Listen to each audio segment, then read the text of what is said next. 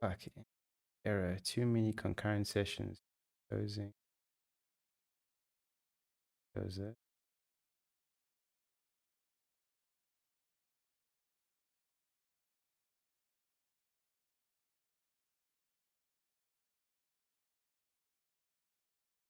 Okay, let's go to YouTube. Let me just check if it's working in YouTube. One day I'll get really good at this. Okay, we are live, dude. Okay, it's just gonna be on my intro for now. Let's wait to see. Let's wait, give it a couple of minutes to see if some people start joining, and then we can chat about what we want to actually talk about. So I'm gonna ask you about your career, and then we can chat a little bit about Arsenal and things like that if you're down. Yeah, anything. Nothing's off limits. Okay. We may get a guest appearance here. No from the little guy. Oh, I see something in the corner there. Hello, young sir. Hello. All right, let's go for it. Welcome back to the Ads FC show. I'm joined today by one of my best friends. In fact, I can't even deny he is still my best friend after all these years apart. I can't even change how I feel. Noah, how you doing, bro? I'm great, dude. Glad to be here. How are you doing? Start trying to do this again. We've been down this road before. But no mention about what happened last time. But yeah, I'm doing good, dude. It's December, a lot of football to watch, so it's great. How are you feeling about Arsenal at the moment? I'm feeling good. Like, we're still much better than we have been, even though we've had a couple of tough results in the last few weeks. Obviously a long way to go, but this Arsenal team is much more exciting than we have been in the last few years. What do you think about what's being said about Aubameyang being like a little bit of a negative atmosphere caused at the club because of Aubameyang? I mean, I have no idea. Maybe he is. I generally, where there's smoke, there's fire. So there's probably something going on, but I don't know. I can't really comment. And I think he's struggling for form a little bit, and that can always create some tension, you know. Yeah, I suppose so. I suppose because he is, he's a top player. He is the club captain, as far as I'm aware. He is club captain, right? I think so. Yeah.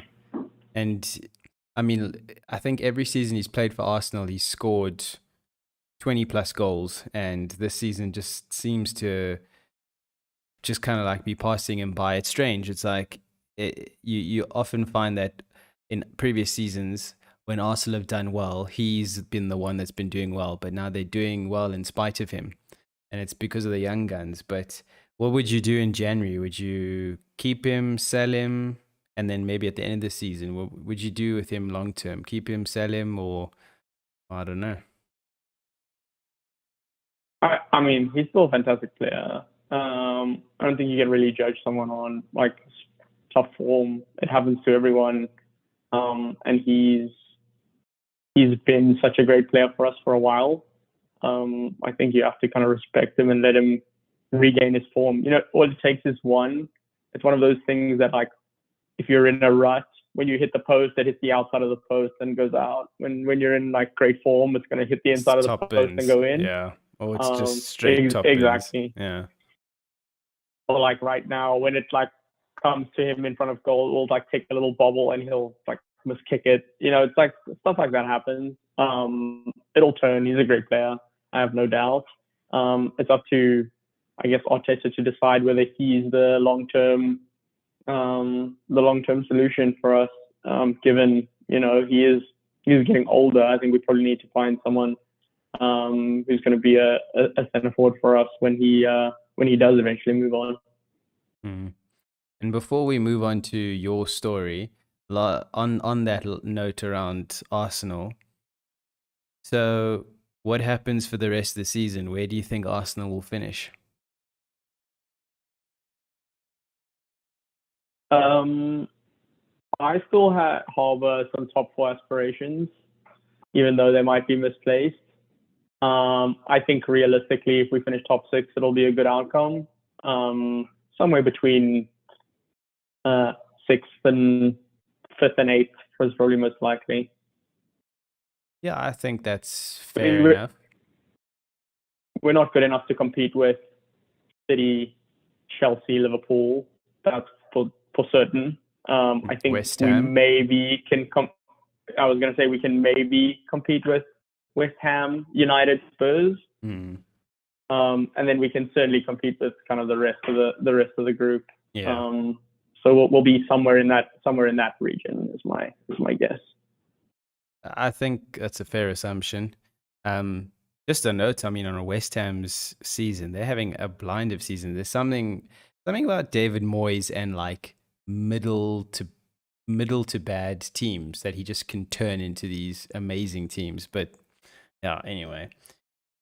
Um, He's a great coach. Like he is. people give him a hard time because he didn't become the new Sir Alex at United, but that was like an impossible act to follow. Sure. And pretty much everywhere else he's gone, he's been successful. I think. Pretty much, except for Sunderland. Didn't go that well at Sunderland, but I mean, it's Sunderland. Um, I remember, I remember there was this one picture I saw when he was joining Manchester United. There was it was like a picture sort of down the middle of a face. Half the face was Sir Alex's face, and half the face was David Moyes' face, and it was like this. They're like the same person. And I was like, this is literally you're literally trying to make him look like Sir Alex. Even it's just so much pressure. Yeah, Mad. exactly. Being the manager to follow Sir Alex at United is very tough. Like, can you imagine the guy's won? I don't know how many. Probably won like 40 trophies or something at United. Maybe more. Yeah, impossible. It's a very tough act to follow. And speaking of tough things to do, being a footballer is a very tough thing to do. And This you, is very tough. exactly, and you were once a professional footballer. Now life has taken, like it does, life takes its many turns, ups and downs. But, I think for me, it would be interesting to hear the story. And like, obviously, you and I grew up together. So I was involved in a lot of the story. I saw it firsthand. I knew when you were going to training. I knew which club you were playing for. Um, I knew some of the struggles that you went through. But it would be very interesting to hear the story from your perspective again, years on now, when maybe it's a little bit easier to talk about, or maybe it's something that it was something in your past, and could be something interesting to kind of reflect on now if you're keen. um so yeah, if you're keen, I mean, take me back to the very Yeah, beginning. sure. Why how did this happen? Why? How did you become a footballer? Yeah. Yeah, I mean, starting at the very, very beginning, I always loved football. Like growing up, it was a big thing in my household. My dad, my brother, and I used to like watch Premier League on a Saturday, and then we'd go out into the garden and like play 2v1 from when I was like 4 years old. So it was always a big part of my life. Um, I always really, really enjoyed it and still do enjoy playing a lot. And so when I was about It was a big 12 thing or in my household.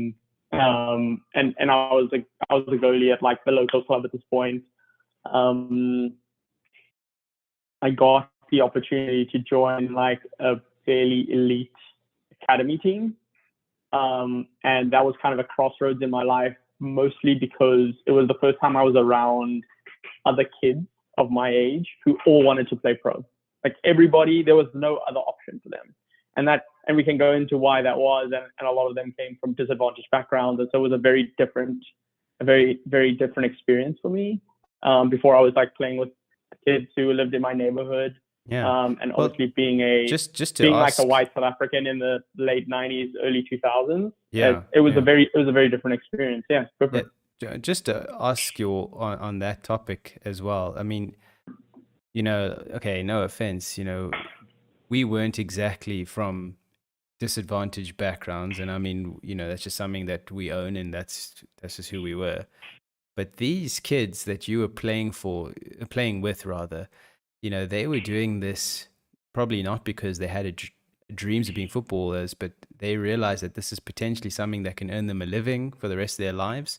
Was it, how was it to be someone different to them in that regard, where you are doing it for the love of the game and they might be doing it for other reasons to support families, etc.? How did you fit in that regard, and how did it make you feel?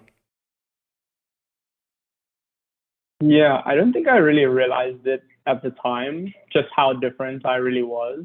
I mean, I could always feel it, and I was Mm. very fortunate, of course, growing up in like a a privileged place. Like my family was very comfortable, and so it was an an interesting experience being with them because I think they felt that I was very different and I was an outsider because of where I came from, and I felt that I was an insider because we were all just playing soccer. Mm. I was like, oh, we're all just friends.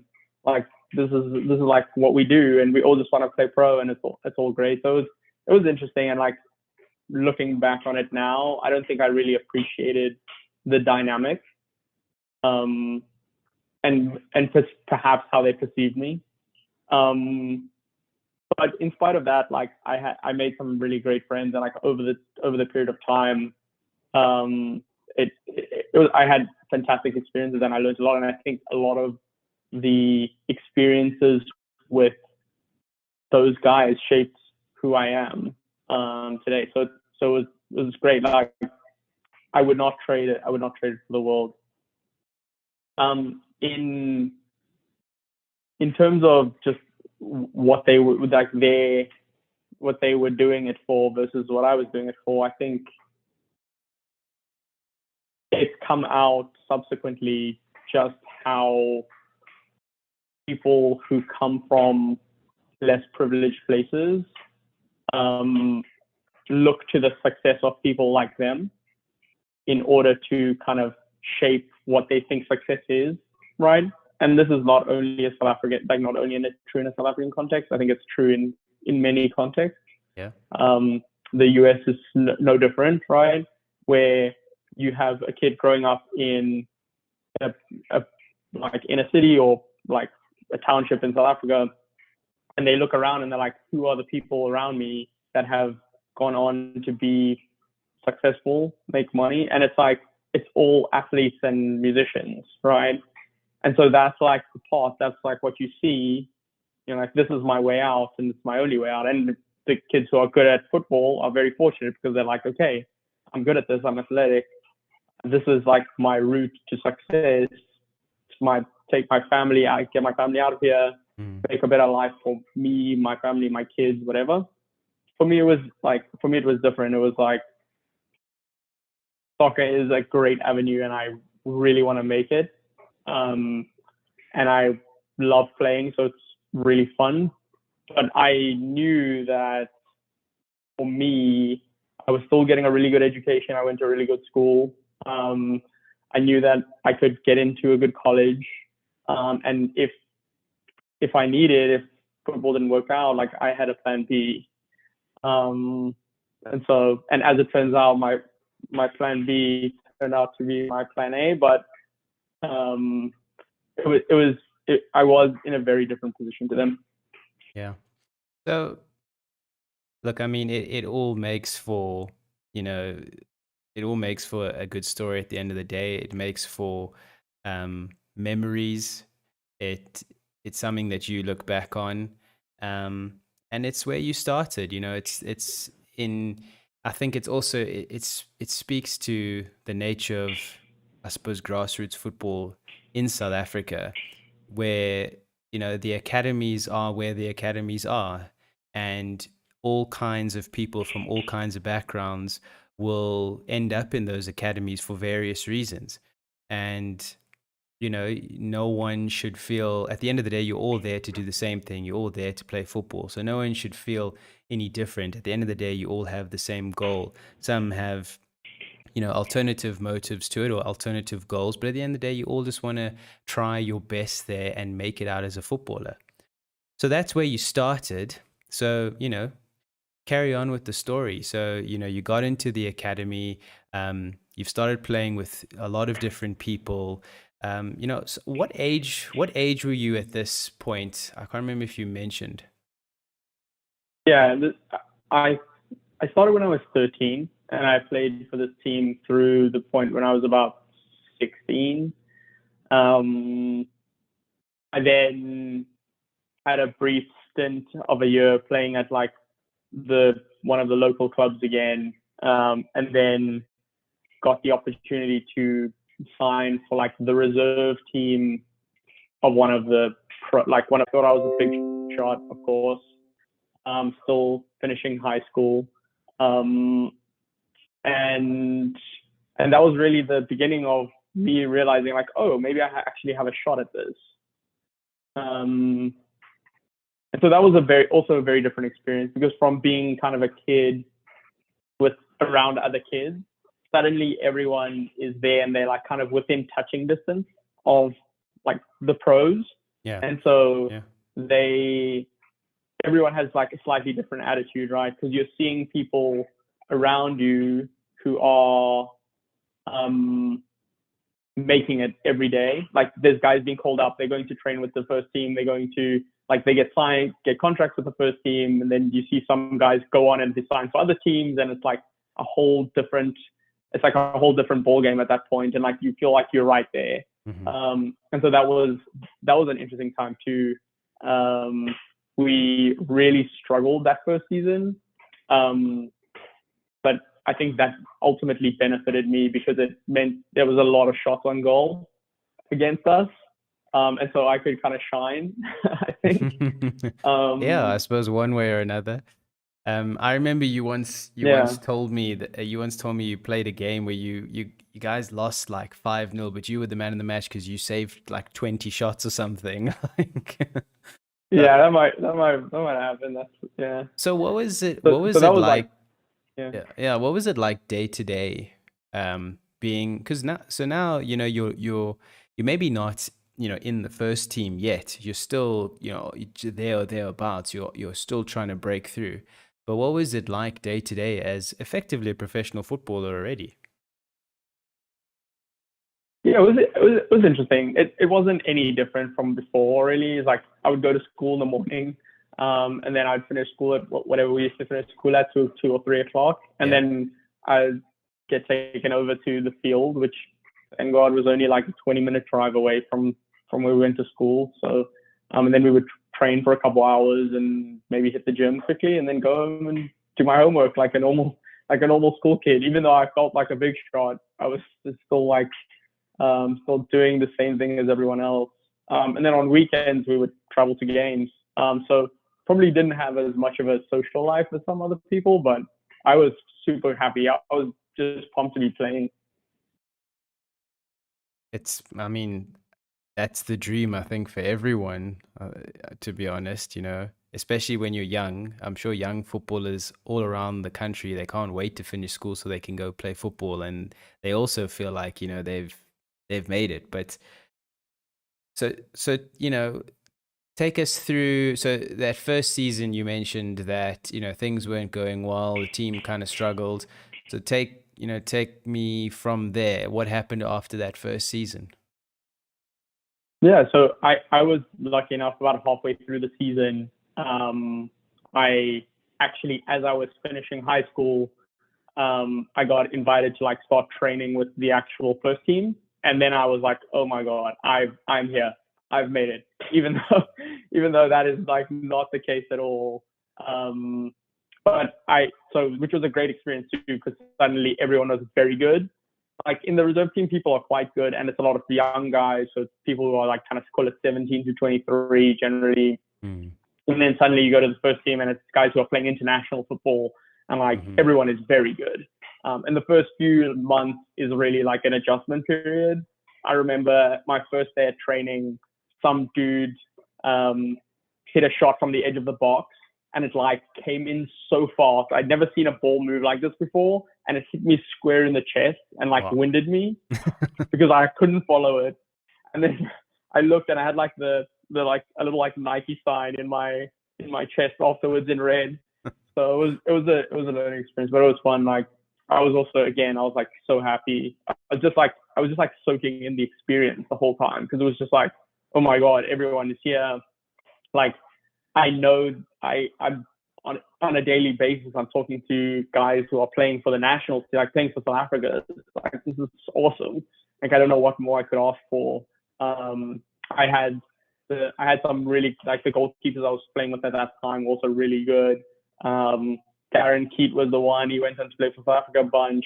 A guy named Energy Murambadoro was playing for Zim. He was awesome, really fun guy. So yeah, like I was just like soaking in the experience. Honestly, it was so much fun. Did you play for Wits when Manip Josephs was there?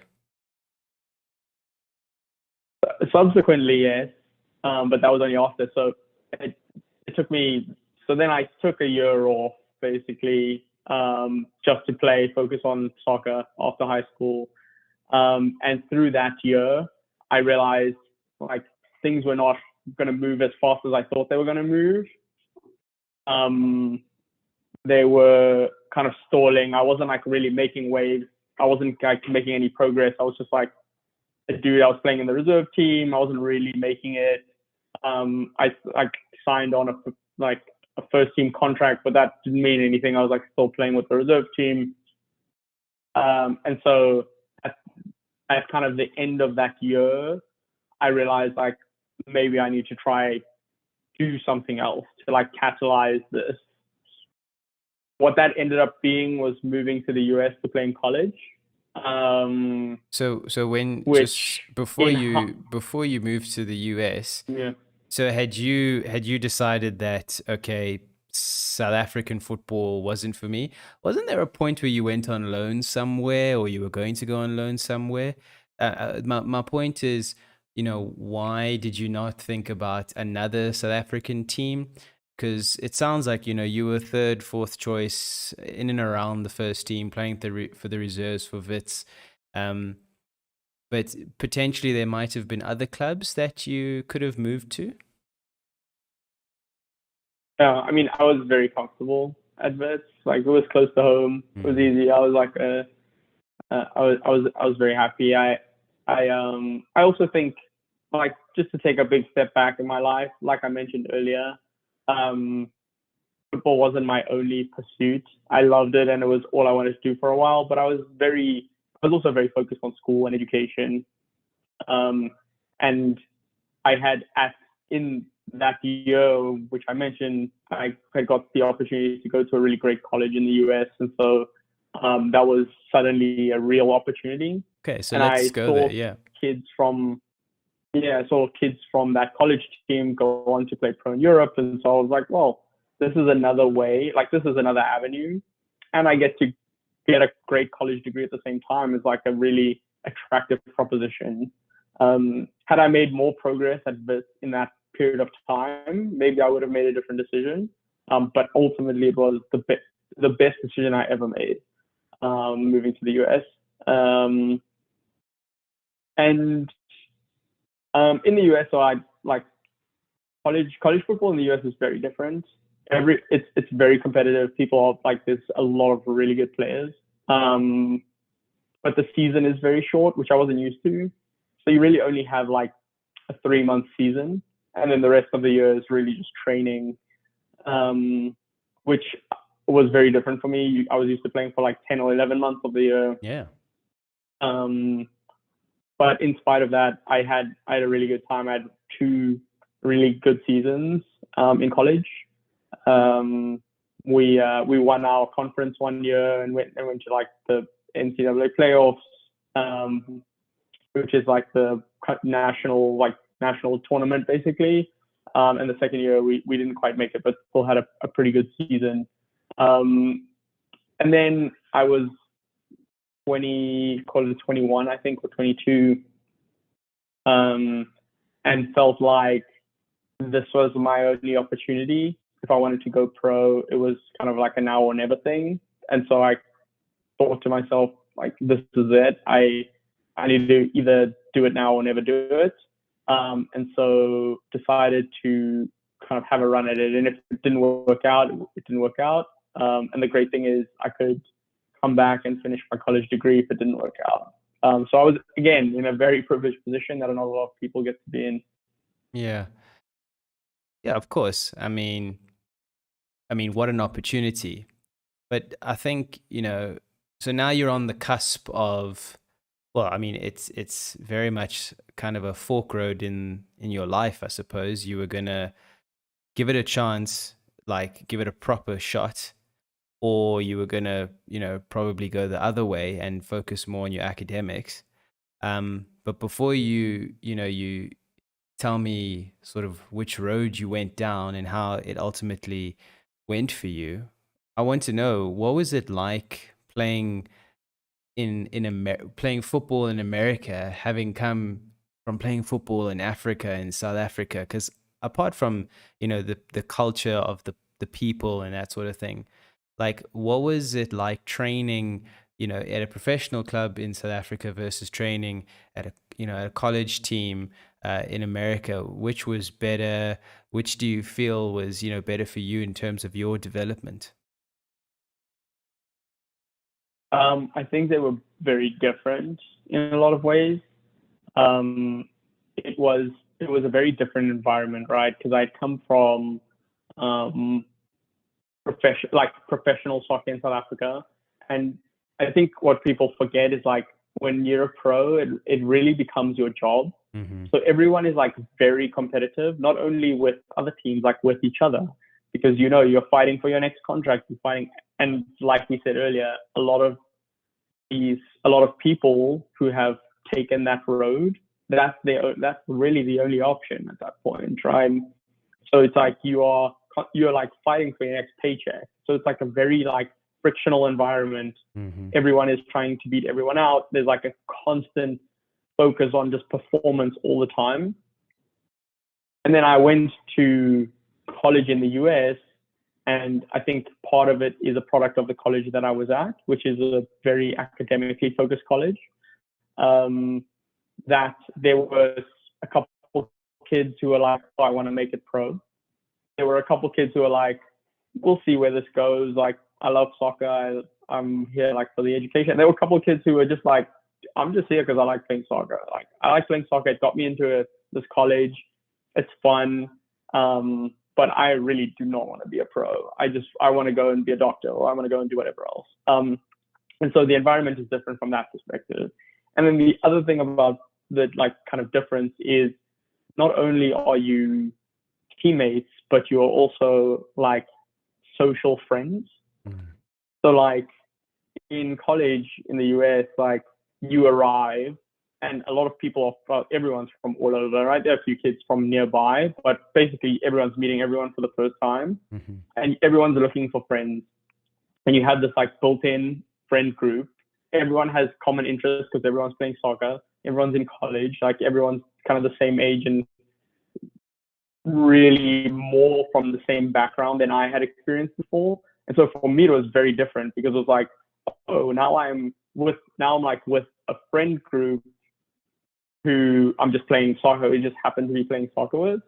Versus before, it was like I mentioned, I think they all felt like I was an outsider Mm-hmm. in some ways, even though I didn't feel like I was an outsider.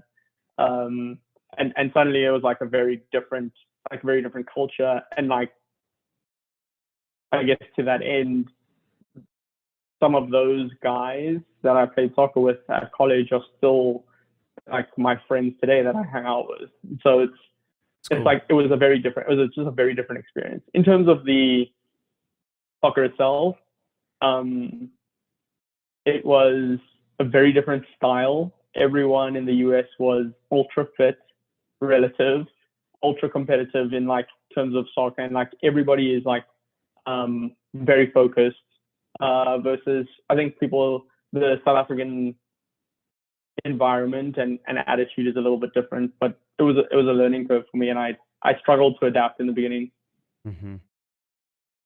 Look, I mean, you were coming from a completely different culture and country, a different style of football as well. Like you say, different intensity. But I mean, from what you're telling me, you managed to cope. You were, I think you were finally a first choice keeper for that team. Um, so what happened? How did it go? You said you did 2 seasons, you won your conference, you made it to the playoffs. I mean, that alone, to be honest, dude, that alone, most people will never experience in their lives. They'll never experience anything like that, to actually have won something, with their football club, let alone winning like a five-a-side tournament or something like that, which ultimately means nothing. Like you did achieve. So I've still never won a five-a-side tournament for what it's neither have worth. I. Don't worry. At least we're equal on that. But I don't think you should ever knock your achievement. I think you achieved something incredible in that regard. But then, where did it go from there? After that, those 2 really good seasons, what happened? Yeah. So I tried to play in Europe somewhere. I went on a few trials at different places, and none of them Can I panned can out I for ask different where? reasons. I spent some time at a team in Israel. I spent some time at a team in Switzerland, Cool.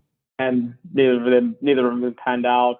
Either they didn't like me, or there was some other circumstance which they couldn't sign me. Which I probably didn't deserve to sign for either. And ended up back in South Africa. And the easiest place for me to go was back to my old club at Wits, where people already knew me. I think they thought I was okay, and so ended up signing the following season for the first team at Wits. Okay. At this time, you mentioned Munib. I think Munib was there at that time. Okay. Um, another like bunch of really good goalkeepers were around. So it was, that environment was also great because Munib, being so experienced, was all about helping the younger guys get better. And I think that was a lot of the players that they had signed at that time. It was like the Matthew Boots and the other guys who were in that season were kind of older, more experienced. And while we were trying to push to win the league that year, I think there was also a big focus on developing the younger guys because they didn't feel as threatened, right? Because they had already done their thing and they were kind of in the twilight of their careers. And so I came in and I was like, this is fantastic. Like I have such a good mental system. Like the goalkeeper coach is amazing. It was Andre Arendt, so I was like, wow, this is like this South African goalkeeping royalty around He me, really really. is. He really is. Yeah. He once signed a football for me at a airport. And all he had on him was a violin, which was weird. But yeah, anyway, go on. Yeah, that is weird. So it's really like I was like again just absolutely flourishing and loving it for the first period, the first call it 6 months, and then realized over time I am gonna need to actually play some games if I'm gonna have a career, right? Were you These were guys are you all in the great. reserves? Were you back in the reserves there? Were you playing in the reserves, or were you on the bench for the first team? Were they actually keeping you for the first team instead of giving you games? Yeah, so at that time I was only like playing in the first team, so I didn't get any games except for friendlies. Hmm. And I was the third choice goalkeeper, so I didn't even get on the bench. Such as The a other thing goalkeeper's is life, the eh? goalkeepers. I know the other thing is the goalkeepers didn't really get hurt ever in our team, so it was like I was just like on the side, which in hindsight was okay. Um, it was expected. Like these guys have been playing for long and they're very experienced. So I don't know that I could expect anything different really. Hmm. Um, but after some period of time, it got a bit frustrating, right? Like you go to training, you train Sure. really hard, and like I was gung ho at that point, right? I was like, this is my shot. I'm gonna take it with both hands. and then suddenly you find yourself kind of on the sidelines, and it's not easy mentally to kind of to, to put together like I'm trying so hard. This is all supposed to fall into place for me versus like what's actually happening, which is like no matter how hard you try, if the dude in the position who's the first choice goalie is super experienced and is playing well, like there's no reason for them to change anything. So it was tough. Like that year. What started off really exciting became very difficult very quickly, from like my own emotional like standpoint. Um, and then so the first season goes, and I'm like, this is too. Then I take a step back. And I'm like, this is to be expected. You came back. You are no one. Like they signed you on for another year, right? You've proven out that they at least value you enough to sign you again. So maybe this is my year. Like this is going into the second year. Um, And so we the other two go in. goalkeepers ahead of you going into the second year, what was their contract status? Did you know that they would also be staying on? And, but you thought, okay, this is the season where I can actually push them because they're getting a bit older. I'm going into the prime of my career, so to speak. Was that kind of your thinking at the time? Yeah, I wasn't. I don't remember exactly, but I remember feeling like I have an opportunity to push them. And Mm, and, and my thought was all I need is someone to just get hurt. If someone gets hurt and I get my chance, then I can prove that I deserve to be here. hmm Um, as it turns out, I did not get that chance. They all continued to play well, and it got again like very quickly got very frustrating. And I was like, I realized that so now I'm 24, right? It's just like I'm getting to the point where I'm really supposed to be making an impact. Um, and I quickly realized that this is kind of going nowhere. And my two choices are really: do I leave Wits and go somewhere else? And I had a few other opportunities to go to other teams, but there were no guarantees that I was going to make an impact there either. Um, Yeah. they wanted to sign me on like longer term deals, and I was sitting there thinking, okay, I'm 24, I signed this 4-year contract, I'm going to be 28, and then like I'm really committed here to this like soccer dream that's not working so far. Um, or my other option is to just call it quits and say like this was a great time. I had a lot of fun. I learned a lot. This has shaped me as a person, and was a period in my life. And then go and find something else that really excites me. And I think ultimately the decision was the latter. That I should come back to the US, finish my college degree, um, and then look for something else. And so there was a 6 month period right at the end where I was like, oh well, I want to see if I can either play or just do something different. And so I went on loan to a second division team that was based in Cape Town. Um, One of my very close friends had also just signed with a team in Cape Town, and so we went and we were roommates and just had like a really great time for the second half of the season. Um, Did you play much? but that was I did not. I did not. They actually had another good goalie there, who was already playing, and so I think they were concerned because they didn't really have good backup. I thought I was going to go there and just play easily, but I got there and realized that this guy's been playing really well, um, and there's no need for them to change anything.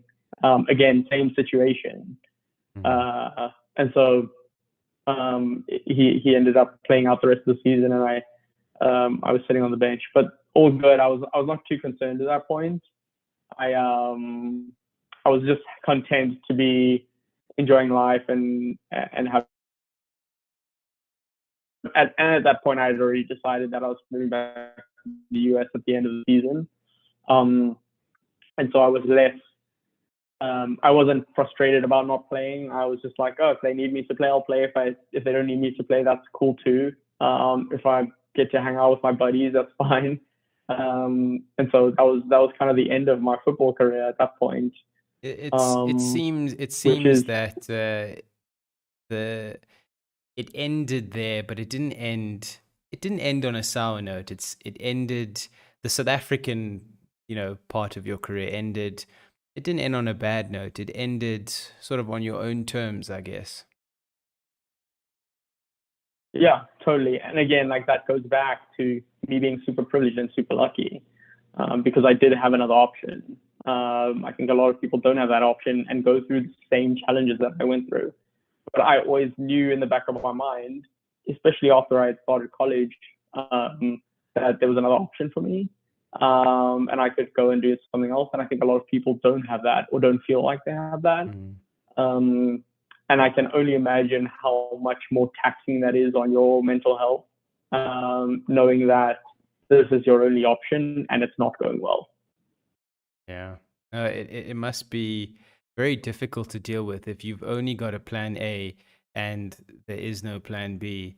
And if plan A is not going well, then it seems like the end of the world. And there's so many people who are in that position. So yeah, I mean, not just you, but a lot of people are lucky to have other options, but you got to take those options. You still have to make the best of plan B. Let's put it that way. Um, so then, yeah, so plan B, go back to America. So now did you officially retire at that point and you knew that I'm going back to America just to finish my studies and, the game will be something that I did, but it's over now. Yeah, I mean, at that point, I knew that um, I knew that I was never going to play again, and I was going to have to do something else. Um, so that was kind of the end of that.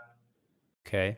Um, So yeah, so I mean, did you try and get back into it at all, or did academics just take over at that point, and there was no time left for football, I guess? um, I decided to really focus on my academics at that point. I had kind of neglected them before because of the footballing dream, and so I really went hard into academics and found out that I actually really enjoyed it too. There was some stuff I really found super interesting. I still hung out with the soccer guys. I'd known some of them from before. I met some new guys, who also are still my friends. Again, we had the stuff in common. I went out and practiced with the team fairly frequently. I would go and watch all their games. And so And it was a nice environment. it never made you, want to, dust off the gloves and come back full time. Could you have? Was there the No, option? probably not. I mean, at that point, I'd probably put on like 10 kilos, and was moving very slowly around. Not that I was particularly fast before anyway. And I didn't want to. I mean, I felt like once I had left it behind, I had like given it my shot. Again, I like put it like a nice little bow on that part of my life, and like I really tried hard to make it work. And knew that it just wasn't like it wasn't going to pan out. I wasn't that good. I was good enough to get to like that level, but I was never good enough to like get to the next level for whatever reason. Whether that was um, whether that was like my physical limitations or something else. I like I felt I felt versus other people, I was just not going to get where I needed to get if I wanted to be where I wanted to be. And so I was very content with that. I was like, I tried and it didn't work. And so, um, yeah, I think that was kind of that was the end of it. And I still, played as much as I could in kind of a social environment, and I still do. Um, but that was kind of it. Yeah. Well, what a story. It's it's a story that, like I said, I saw some of it. I didn't know all of it, so I'm really glad that you've shared it, and I've heard the whole story. It's very interesting. Um, I personally, I always believed you had everything everything you needed to become a professional goalkeeper. Not just the fact that you were a good goalkeeper, but the fact that you had the right attitude, you had the right support, you had everything, to actually be successful. And I think you were successful. It's just, maybe circumstances, if things had been different, but I suppose you can't ever really look back. You have to keep looking forward. But on that note, do you have any regrets? Would you have changed anything about your career? Do you feel there were any key decisions that you potentially might have changed? Looking back on it now. I don't think so. I mean, I think in the moment, I made the decisions that I thought were best. Um, Again, like I keep harping on it, but I'm so fortunate that it wasn't like I could make decisions based on what I wanted to do rather than what I needed to do, um, which ultimately probably led me to where I am today. I'm also fortunate that I'm in a position where I'm happy doing what I do now. And so when I look back, I don't feel like I missed out on anything. I think I'm happier today doing what I do than I would have been if I was playing pro. Mm, And so I look back at it and I'm like, it definitely changed me. It put me in a positions that I was uncomfortable with, which helped me grow very quickly, very young. mm, Um, and so it was very beneficial as a part of my life. But yeah. I wouldn't change it. I wouldn't go back. Like I feel like I'm very content with where I am relative to where I would have been had I continued on the path. Yeah, that's good to hear. And I definitely think the experiences you had through those years and through those seasons, it has shaped you in many ways. It has helped you grow in so many ways. I mean, there's things that I won't obviously go into in this podcast, but you had to become a man very early in your life, and you had to be strong for a lot of people early in your life. And, I always respected you for that, and I always admired you for that. So yeah, I think, everything that happened, um, it I think it worked out, and I think, like you say, you're happy now. You look back on your career, you look back at the fun times, you look back at maybe the not so fun times, but it was all worth it, I suppose. The only thing I can ask now is, have you completely closed the door on, any kind of, maybe not playing wise, because I mean, we're old now, but would you ever consider something like coaching, or consider, maybe investing in a football club one day or something to that effect? Or do you feel like you had your time, there's different avenues you'd like to explore now outside of football? I think the extent of my football involvement is going to be seven aside for as long as my knees will handle it, and maybe Okay. coaching my kids team if and when I have children. I think that's kind of the extent of it. I don't have a huge desire to be involved in it in any other way. But I mean, we're talking now because I love it. I still watch all the time and admire how good people really are. I Mhm. think it sometimes gets lost on folks who maybe didn't play as Mm. much as I did, but just how good everybody is who plays in the Premier League. We find, myself too, find it very easy to talk down to Aubameyang when he's like missing open goals, but like it's very difficult. And everybody is very good. So yeah, I mean, that was a long-winded way of saying no. I don't have any desire, but I think I'm out for good now. Okay. You know what? Fair enough. And yeah, I mean, you're killing it doing what you're currently doing. Um, very happy where you are, very happy who you're with. And yeah, it's good to see you happy, because there were times when I could see, you know, back then it was talking on Skype or things like that, where there were times when I could see it kind of weighing on you. There were also other things that were part of your life at the time, but it's good to see you in a good place now as a friend of yours. So I'm very happy for you. Um, what Thanks. if you had to see a youngster who's in the same position you were in all those years ago, and you had to give him one bit of advice for his career, given the fact that you walked in those footsteps, what advice would you give someone who's just starting out in their career? I'm gonna sound like a dad when I say Oh, this, do it. but you got to go to school.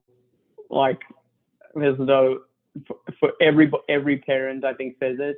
Like, you gotta focus on school. There are so many ways to get to make a great life and do really interesting stuff in your life, and 95% of them come through getting an education. I know it's easier said than done for a lot of people. Um, and again, I was very privileged in that I had a lot of opportunity to get an education. But I think football is a fleeting career, even if it's a good one. Mm-hmm. And whereas being a something, whatever a something is, that's not a footballer. Using your mind lasts much longer than your knees. And so ultimately, it was the best decision I ever made to go to college in the US. Like, it's opened so many doors in my life, and I I cannot say enough, and I cannot say loudly enough how important that part of it is. Even though in the moment when you're 17 and everything is looking great, it's easy to be like, I don't care. I had that attitude too. Um, but yeah, and now I'll stop being a dad. I'll revert back to being. I think it's great advice. I think it's absolutely great advice. And I think that's a great place to end it off, really. Um, thank you for Awesome. thank you for telling me the story. Thank you for sharing it. Um, how does it feel telling the story? I don't know how many times you've recited it from kind of beginning to end, but how does it feel?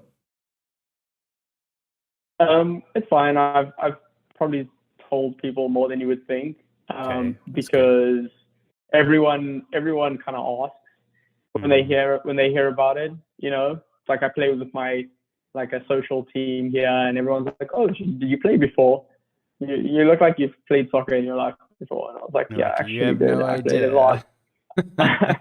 I played a lot back in the day." And so I've told it, not in this much detail, but I've told pieces of the story fairly frequently. Although I don't really offer it if unless someone asks. But it's definitely a different path. It's like a pretty interesting story. And I think people can kind of relate in some weird ways about these decisions between taking the path that's like following your dream, versus just doing the kind of the typical avenue of, you know, going to school and getting a job, working a 9 to 5. Yeah. World Cup's coming up in 2026. I might be somewhere closer to you. You'll be in America. We're gonna go to some games. Likely. Yeah, man. Let me know. I would love to. That would, dude. Literally, when I found out that I was gonna move, that was like one of the things that went through my mind was like, I'm closer to America now. I can go to the World Cup. It's actually cheaper probably to fly from London through to America, but that will be sick because some of my absolute best memories growing up was going to watch football with you. But like especially that time we took the bus to Bloemfontein for the Confed Cup. Tho- Yeah, wow. those were some epic memories, and I hope we can make a lot more. Maybe not as rugged, but definitely more football memories together. What do you say? Yeah, dude. I mean, some of my best memories are around football. Like, there's no question about it. It's been a huge part of my life, and will continue to be a huge part of my life. And so I love it. I love watching it, and I have, you know, I only have admiration for people who play and love it too. Yeah, it's awesome. Yeah. And yeah, it brings people a lot of joy. And yeah, man, I'm hopeful that we can enjoy many more footballing moments together. But I think let's call it there, man. I think that was really awesome. I hope to hell that the audio captured correctly this time, but I did a couple of checks during the stream and it seems like it worked. But yeah, we'll find out. Okay. We'll find out soon. But yeah, everyone, whoever joined the stream or whoever watches this, thank you for watching. Noah, thank you so much for being here and for Cool. sharing your story. And yeah, man, I'll speak to you again soon. Yeah, awesome. Sounds good. Thanks for chatting. Always fun. Yeah, no, dude, we'll do it again for sure. But yeah, that's it. Thank you for watching the Ads FC show, and we out.